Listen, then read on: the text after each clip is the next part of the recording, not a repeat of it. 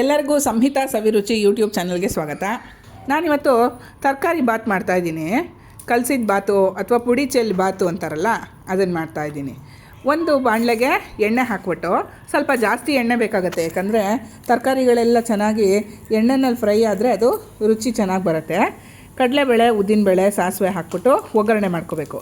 ಅದಕ್ಕೆ ಒಣಮೆಣ್ಸಿನ್ಕಾಯಿ ಹಾಕ್ಬಿಟ್ಟು ಅದು ಎಲ್ಲ ಕೆಂಪಗಾಗೋ ಹಾಗೆ ಹುರ್ಕೊಂಬಿಟ್ಟು, ಅದಾದಮೇಲೆ ಕ್ಯಾಪ್ಸಿಕಮ್ಮು, ಒಂದು ಕ್ಯಾಪ್ಸಿಕಮ್ ದೊಡ್ಡ ಸೈಜ್ದು ಹೆಚ್ಚಿಟ್ಕೊಂಡಿದ್ದೀನಿ. ಸ್ವಲ್ಪ ದೊಡ್ಡದಾಗಿ ಹೆಚ್ಕೊಂಡ್ರೆ ಒಳ್ಳೆಯದು, ಯಾಕೆಂದರೆ ಸಣ್ಣದಾಗಿ ಹೆಚ್ಚಿಬಿಟ್ರೆ ಬಾತಲ್ಲಿ ತರಕಾರಿಗಳು ಸಿಗೋಲ್ಲ.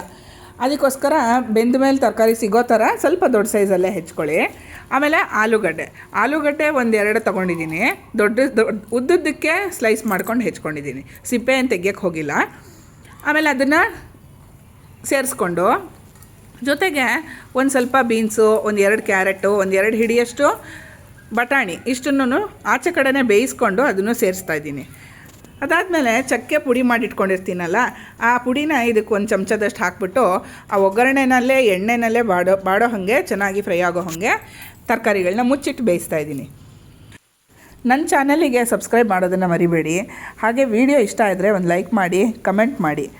ಆಮೇಲೆ ಇವಾಗ ಉಪ್ಪು ಸೇರಿಸ್ತಾ ಇದ್ದೀನಿ. ಉಪ್ಪು ನೋಡ್ಕೊಂಡು ಹಾಕ್ಕೊಳ್ಳಿ.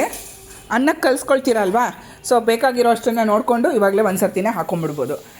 ಅಕಸ್ಮಾತ್ ಕಮ್ಮಿ ಆದ್ರೂ ನೀವು ಆಮೇಲೆ ಮತ್ತೆ ಹಾಕ್ಬೋದು, ಏನು ತೊಂದರೆ ಆಗೋಲ್ಲ.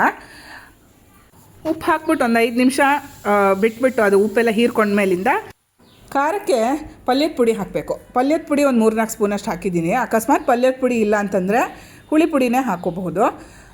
ಸ್ವಲ್ಪ ಅದಕ್ಕೆ ಒಂದು ಅರ್ಧ ಹೋಳಷ್ಟು ಕೊಬ್ಬರಿ ತುರಿ ಬೇಕಾಗುತ್ತೆ.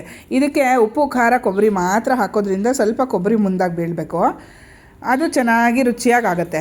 ಆಮೇಲೆ ಎಲ್ಲದನ್ನು ಫ್ರೈ ಮಾಡ್ಕೋಬೇಕು. ಎಲ್ಲ ಉಪ್ಪು, ಖಾರ ಎಲ್ಲ ಸ್ವಲ್ಪ ಚೆನ್ನಾಗಿ ಹೀರ್ಕೊಳ್ಳೋವರೆಗೂ ಎಣ್ಣೆನಲ್ಲಿ ಸ್ವಲ್ಪ ಸ್ಲೋ ಕುಕ್ಕಿಂಗ್ ಮಾಡಬೇಕು. ನೋಡಿ, ಸಣ್ಣ ಉರಿ ಮಾಡ್ಕೊಂಡಿದ್ದೀನಿ ನಾನು. ಜೋರು ಉರಿನಲ್ಲಿ ಮಾಡಿಬಿಟ್ರೆ ಅಷ್ಟು ರುಚಿ ಚೆನ್ನಾಗಿ ತರಕಾರಿಗಳಿಗೆ ಬರಲ್ಲ. ಬಿಸಿ ಬಿಸಿ ಅನ್ನ ಮಾಡಿಬಿಟ್ಟು ಈ ಬಾತ್ ಪಲ್ಯ ಸೇರಿಸ್ಬಿಟ್ಟು ಅನ್ನ ಕಲಿಸ್ಬಿಟ್ರೆ ಸೂಪರಾಗಿರೋ ಬಾತ್ ರೆಡಿಯಾಗಿ ಹೋಗ್ಬಿಡುತ್ತೆ.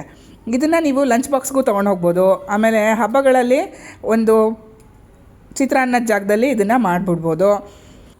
ಈರುಳ್ಳಿ ಬಳಸ್ದಿರ ಏನಾದರೂ ಮಾಡಬೇಕು ಅನ್ನೋ ದಿನ ಇದನ್ನೆಲ್ಲ ತುಂಬ ಚೆನ್ನಾಗಿ ಮಾಡ್ಕೊಂಬಿಡ್ಬೋದು. ಕಲಸಿದ ತಕ್ಷಣ ಟೇಸ್ಟ್ ನೋಡಿಬಿಡಿ. ಹಾಗೆಯೇ ಹೇಗಾಯಿತು ಈ ಬಾತ್ ನೀವು ಟ್ರೈ ಮಾಡಿದ್ರಾ ಅನ್ನೋದನ್ನು ನನಗೆ ಖಂಡಿತ ತಿಳಿಸ್ಬೇಕು, ಆಯಿತಾ?